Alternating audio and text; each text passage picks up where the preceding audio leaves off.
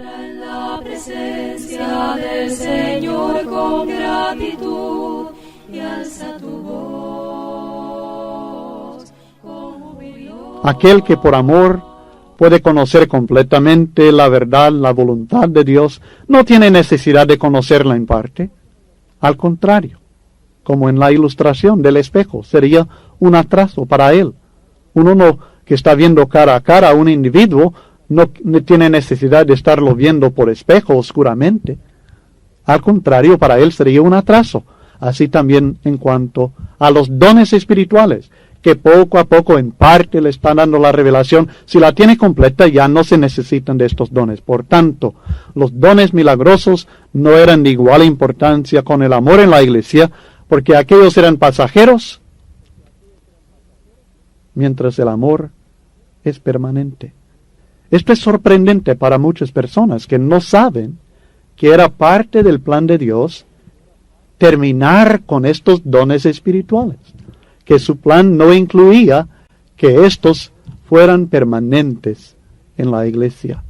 Cuando entienden esto, y luego entienden el propósito de los dones, y luego entienden que los dones se recibían por medio de la imposición de las manos de los apóstoles únicamente, y luego comparan los dones con los fenómenos modernos y ven las diferencias, entenderán que lo que se observa hoy día no son los dones espirituales de la Biblia, ni es voluntad de Dios que tengamos estos poderes milagrosos en nosotros hoy día. Todos estos se acabarán, dice Pablo. Recuerda, habla en términos futuros, pero habla desde su punto de vista hace 2000 años. Llegarán a su fin, cesarán, desistirán, se pararán. ¿Cómo decirlo de otra manera más claro? Ahora, creo que debemos volver a considerar este asunto de lo perfecto, ya que este punto es clave para entender el significado legítimo de este párrafo. Porque en 1 Corintios 13 y el versículo 8, la Biblia aclara que los dones milagrosos no iban a ser elementos permanentes en la iglesia del Señor. El versículo 10 aclara que la venida de lo perfecto es el momento cuando los dones milagrosos cesarían.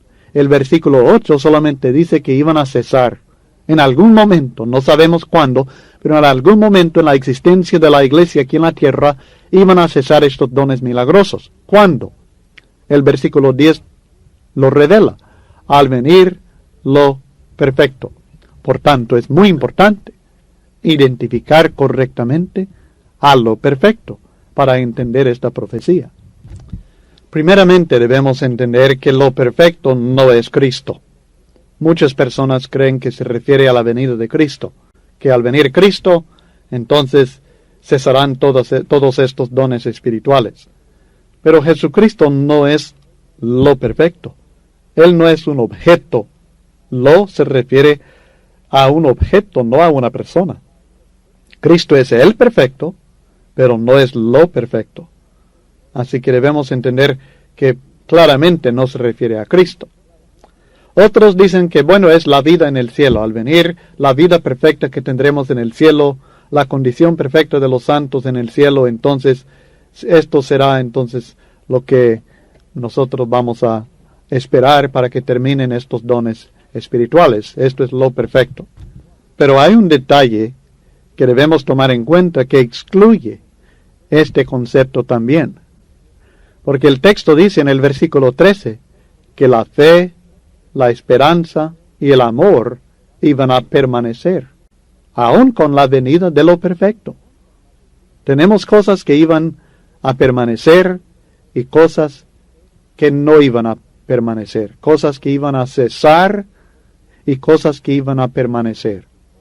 Las cosas que iban a cesar eran los dones espirituales.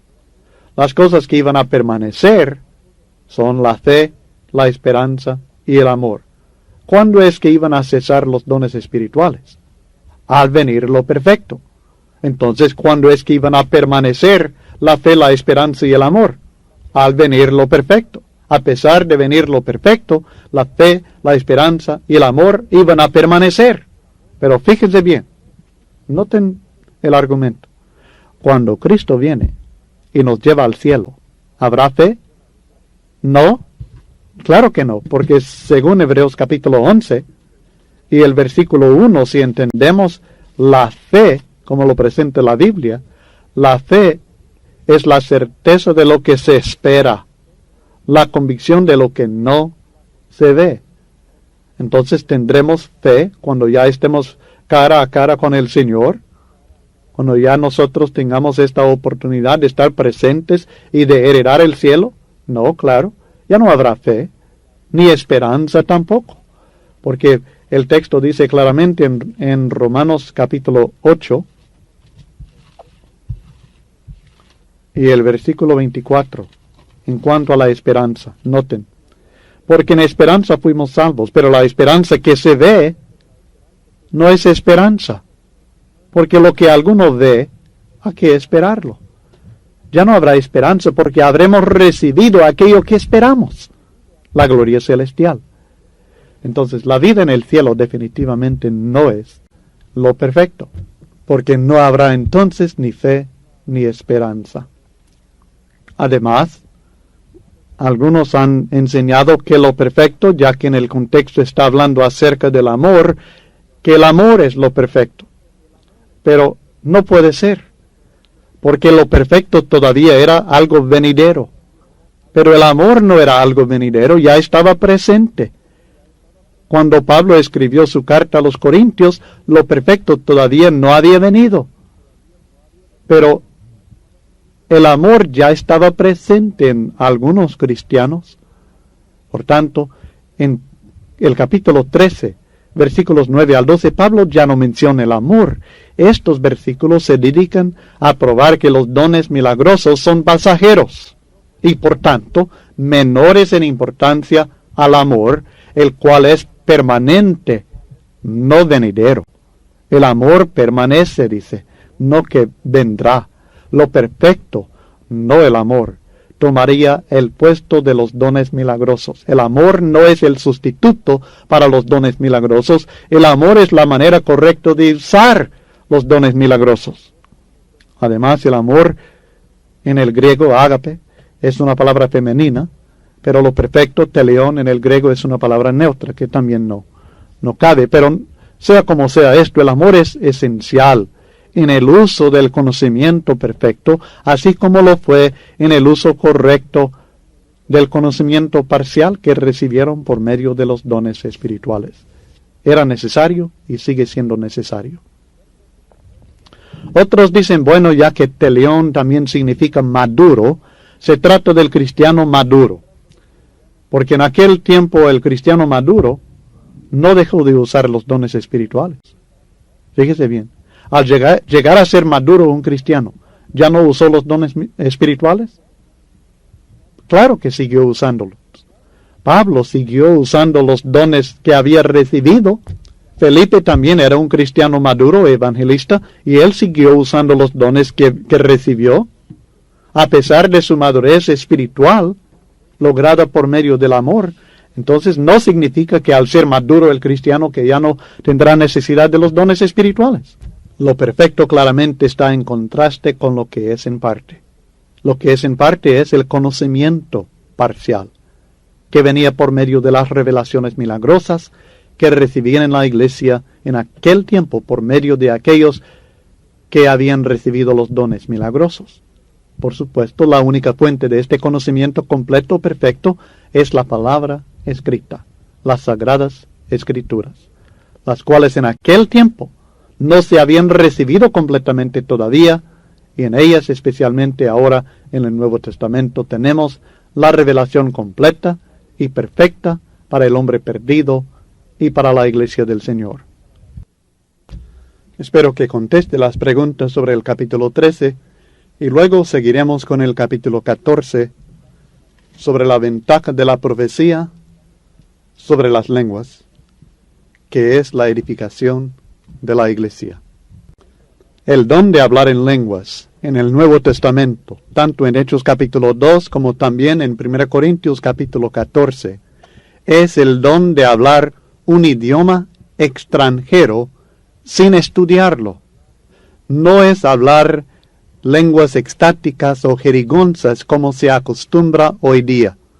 Si uno estudia con cuidado lo que sucedió en Hechos capítulo 2, cuando los apóstoles fueron bautizados en el Espíritu Santo, y el Espíritu luego les dio poder para que hablaran en diferentes lenguas, encontraremos claramente que hablaban en dialectos de las personas que estaban presentes. Y lo extraño era que ellos eran galileos todos. Supuestamente hablaban un solo idioma y un solo dialecto. Sin embargo, lo que encontramos en Hechos capítulo 2, comenzando en el versículo 6, es lo siguiente. Y hecho este estruendo, se juntó la multitud y estaban confusos, porque cada uno les oía hablar en su propia lengua. Y estaban atónitos y maravillados, diciendo, mirad, ¿no son galileos todos estos que hablan? ¿Cómo pues les oímos nosotros hablar cada uno en nuestra lengua en la que hemos nacido? Y luego sigue una lista de las nacionalidades: partos, medos, elamitas, los que habitamos en Mesopotamia, en Judea, en Capadocia, en el Ponto y en Asia, en Frigia y Panfilia, en Egipto, en las regiones de África más allá de Cirene, y romanos aquí residentes, tanto judíos como prosélitos, cretenses y árabes. Les oímos hablar en nuestras lenguas las maravillas de Dios. Así que estas personas, cuando hablaron en lenguas, estos apóstoles, cuando hablaron en lenguas, hablaron idiomas, dialectos que no habían estudiado jamás. Y es la misma palabra la que se usa en 1 Corintios 14 y en todos los textos del Nuevo Testamento que hablan del don de hablar en lenguas. Encontrará muchos más detalles sobre esto en el curso sobre el Espíritu Santo. En el estudio de 1 Corintios capítulo 14, es importante tomar en cuenta que el don de hablar en lenguas es el don de hablar un idioma extranjero sin haberlo estudiado. Es también importante recordar que el contexto de 1 Corintios capítulo 14 es la iglesia local, como lo hemos visto en todo el estudio de 1 Corintios. Pablo se dirige a la iglesia local en la ciudad de Corinto. No es la iglesia en general, sino la iglesia en una sola ciudad, aplicable a la iglesia en una sola ciudad en cualquier parte del mundo, por supuesto. Pero en especial debemos tomar en cuenta que se trata en este capítulo de las actividades en las reuniones de la iglesia local. Cuando la iglesia local está reunida, en el capítulo 14 de 1 Corintios, notamos varios versículos que señalan claramente que está hablando en el contexto de la asamblea, o sea, la reunión de cristianos, lo que muchas veces se acostumbra llamar el culto o el estudio bíblico, la reunión de la iglesia. En 1 Corintios 14, en el versículo 19, el texto dice, pero en la iglesia prefiero hablar 5 palabras con mi entendimiento para enseñar también a otros que 10,000 palabras en lengua desconocida. Cuando dice en la iglesia, claramente no está hablando de lo que algunos equivocadamente llaman el templo, o sea, el edificio de la iglesia. ¿Cuándo es que no estamos en la iglesia? En este contexto, somos la iglesia, por supuesto, siempre, pero en este contexto está hablando de la iglesia reunida. Cuando la iglesia está reunida, dice Pablo, prefiero hablar 5 palabras con mi entendimiento en vez de 10,000 palabras en lengua desconocida. Explicaremos más en detalle este versículo al llegar en nuestro estudio textual. Pero noten el versículo 23 también. Si pues toda la iglesia se reúne en un solo lugar, y todos hablan en lenguas y entran indoctos incrédulos, ¿no dirán que estáis locos? Está hablando de la iglesia local reunida en un solo lugar. Esto es la reunión de la iglesia que nosotros bien conocemos en nuestra propia práctica. En el versículo 26, que hay pues, hermanos, cuando os reunís, cada uno de vosotros tiene salmo, doctrina, lengua, revelación, interpretación, hágase todo para edificación. Nuevamente, claramente está hablando en un contexto de la reunión de la iglesia, cuando os reunís. Luego, en el versículo 28, y si no hay intérprete, calle en la iglesia y hable para sí mismo y para Dios. Un contraste entre estar uno a solas y estar en la iglesia, en la reunión de la iglesia. En el versículo 33, como en todas las iglesias de los santos, vuestras mujeres callen en las congregaciones. ¿Quiere decir que la mujer no puede hablar en ninguna parte? Claro que no está diciendo esto, está hablando de cuando están congregados, cuando están reunidos los hermanos. Y luego el versículo 35, y si quieren aprender algo, pregunten en casa a sus maridos, porque es indecoroso que una mujer hable en la congregación. El contraste es entre la congregación, la iglesia reunida, y la casa de uno. Cuando está en casa, con su familia, es diferente de cuando está en la iglesia reunida, en la congregación. Espero que estos versículos sean suficientes para que entendamos que el contexto de 1 Corintios 14 es la iglesia local reunida. Es en este contexto que él enseña claramente que la profecía es mejor que las lenguas. En realidad, la profecía no es un don más poderoso que el don de hablar en lenguas. No es más provechoso el don de la profecía que el don de hablar en lenguas.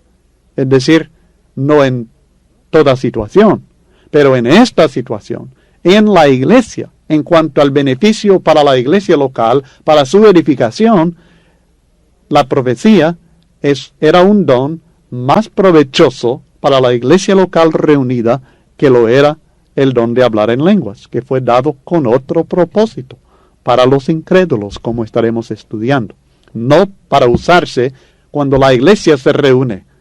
El don de hablar en lenguas no fue dado para usarse cuando la iglesia se reúne, que obviamente es la manera como la gente hoy día la usa, o el supuesto don de hablar en lenguas, que en realidad lo que hablan ellos no son lenguas, sino que son lenguas extáticas o jerigonzas. En realidad lo hacen quizás sinceramente, pero no son idiomas extranjeros de este mundo. Hay que recordar el contexto de los capítulos 12, 13 y 14.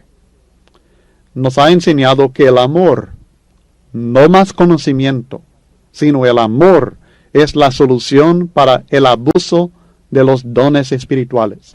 En 1 Corintios, el apóstol Pablo, el Espíritu Santo, nos explica la importancia y la superioridad del amor y también nos explica ciertos atributos del amor. Pero no recibimos el amor por conocer 1 Corintios capítulo 13, sino por conocer a Cristo. Porque Dios es amor, Cristo es amor, y conociéndole a Él es que nosotros aprendemos a amar.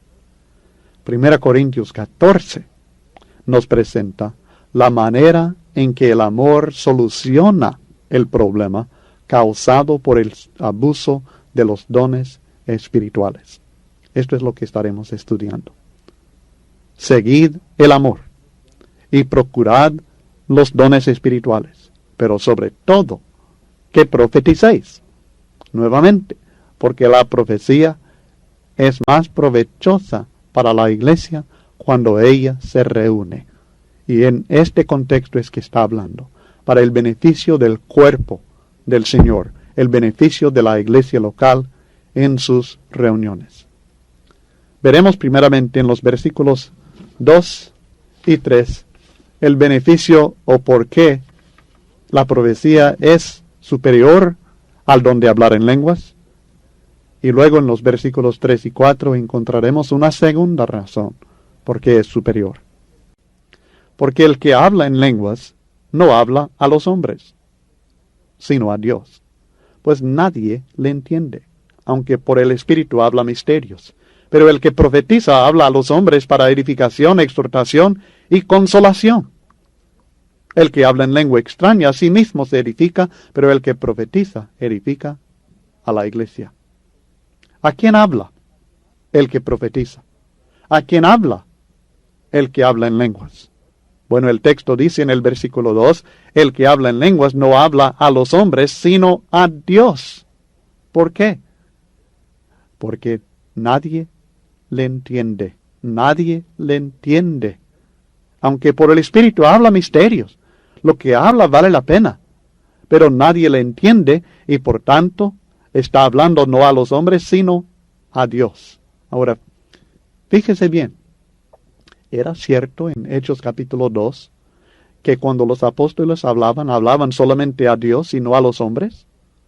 No, no era cierto, porque los hombres que les escucharon entendieron lo que estaban diciendo. ¿Por qué? Porque hablaban en sus idiomas, en sus dialectos en los cuales nacieron. Notemos, en Hechos capítulo 2 estaban presentes judíos, personas de diferentes nacionalidades, de la misma raza judía, que eran de la religión judía, y adoraban a Dios, y se habían venido de diferentes países, como era responsabilidad de ellos hacerlo, para la Pascua y para el día de Pentecostés. Y estaban residiendo en Jerusalén durante este tiempo, personas de todas las naciones. Y como estos eran judíos por raza, pero habían nacido algunos en Italia, otros en Capadocia, otros en Macedonia, y otros en Egipto, y así sucesivamente, nacieron, por supuesto, y aprendieron el idioma del lugar donde nacieron. Hablaban también hebreo, o griego, o arameo, cual fuera el idioma que entre ellos se hablaba, pero también hablaba su idioma natal, en el cual nacieron. Y cuando los apóstoles empezaron a hablar en lenguas, hablaban en estas lenguas extranjeras de estas personas. Y ellos oyeron y entendieron. Entonces, si es el mismo don de hablar en lenguas en 1 Corintios capítulo 14, que los apóstoles recibieron en Hechos capítulo 2, ¿por qué es que dice que cuando habla uno en lenguas nadie le entiende? La razón es muy sencilla. Porque en Corinto no estaban personas de todas las naciones, de todos los diferentes idiomas, sino que se trata de una situación local, no internacional. La situación en Jerusalén en el día de Pentecostés era internacional. Y cuando viajaba un evangelista, un cristiano, a otro país que tenía el don de hablar en lenguas y hablaba este idioma con esta persona escuchaba y entendía y se convencía de que este hombre de veras era de Dios y tenía poder de Dios, y luego estaba dispuesto a aprender del evangelio, confirmando la palabra con esta señal. Pero en el caso en Corinto, que eran todos corintios, nacidos en Corinto, viviendo en Corinto, hablando el griego ahí en Corinto, no tenían necesidad de que alguien hablara en el lenguaje de los egipcios, ni el lenguaje de los samaritanos, ni el lenguaje de los romanos u otros, sino que cada uno hablaba un solo idioma. Por tanto, cuando uno hablaba en lenguas, en idioma extranjero, en la reunión de la iglesia, nadie le entendía. Y él bien estaba hablando a Dios, pero a los hombres no decía nada porque los hombres no le entendían. Esto es lo que está enseñando. Hay que tomar en cuenta el contexto local para entender la diferencia aquí. Si no, vamos a equivocarnos como muchos han hecho y decir que en Hechos 2 es cierto que estaban hablando idiomas. Pero en 1 Corintios 14 es más semejante a lo que nosotros tenemos hoy día, porque uno hablaba y nadie le entendía, con la excepción de aquel que tenía el don de interpretar las lenguas. Bueno, la mitad de esto es cierto. La mitad que es cierto es que nadie entendía. Pero el propósito, el motivo por qué no entendían, es que estaba hablando un idioma que para ellos era extranjero. Es como si alguno entrara, un alemán entrara en la reunión de la iglesia en un país latinoamericano y empezara a hablar en alemán, a predicar en alemán. Nadie le va a entender. No está hablando lengua estática, está hablando su propio idioma, pero como no es el idioma de nosotros, no lo entenderemos a menos que haya alguien allí que hable el alemán y el español y que pueda interpretar o traducir lo que este hombre está diciendo para nosotros. En este caso, el hombre bien puede estar hablando misterios de Dios, grandes enseñanzas de Dios, del Evangelio del Señor, pero nadie le entiende. Pero, en contraste, ¿a quién habla? El que habla profecía. Pues según el texto, él habla a los hombres para edificación, para exhortación, para consolación. O sea que él está hablando a los hombres, no solamente a Dios. Por tanto, es provechoso para los hombres, no solamente para la gloria de Dios. ¿Y a quién edifica? Bueno, el que habla en lengua extraña edifica a sí mismo solamente. Así dice el texto. En el versículo 4, el que habla en lengua extraña a sí mismo se edifica. Otros, yo he escuchado a algunos que dicen, no, yo me siento edificado cuando el Espíritu usa al hermano fulano y él empieza a hablar en lenguas. Bueno, ¿cómo dice que es edificado? ¿Usted entiende lo que él está diciendo? No, pero yo entiendo que es el Espíritu Santo el que está obrando por medio del hermano y en esto yo me siento animado y edificado. No, usted siente una emoción. La edificación, como aprenderemos como lección fundamental en este estudio de 1 Corintios 14, la edificación legítima, la edificación bíblica, requiere entendimiento. Si no hay entendimiento, si no hay información o exhortación o consolación que pasa por la mente de una manera entendible de una persona, esta persona no es edificada. Es emocionada tal vez, entusiasmada tal vez, exaltada tal vez, pero no es edificada, no en el sentido bíblico. Tal vez acomodando la palabra a lo que la gente cree, bien, pero usando la palabra en su sentido bíblico no hay edificación. Por tanto, el que habla en lengua extraña, si nadie le entiende, solamente edifica a sí mismo, porque es el único que sabe lo que dice, o que tiene un sentido de que está glorificando a Dios o hablando mensaje de Dios. Pero el que profetiza, ¿a quién edifica? A la iglesia, dice el texto. Edifica a la iglesia el que profetiza, versículo 4. ¿Por qué? Porque habla a los hombres para edificación, para promover el crecimiento espiritual. La palabra griega significa construir algo, como construir una casa, edificar una casa. Promueve crecimiento espiritual en la casa de Dios, en la familia de Dios. Habla para exhortación, que significa dar ánimo a los que están decaídos en espíritu.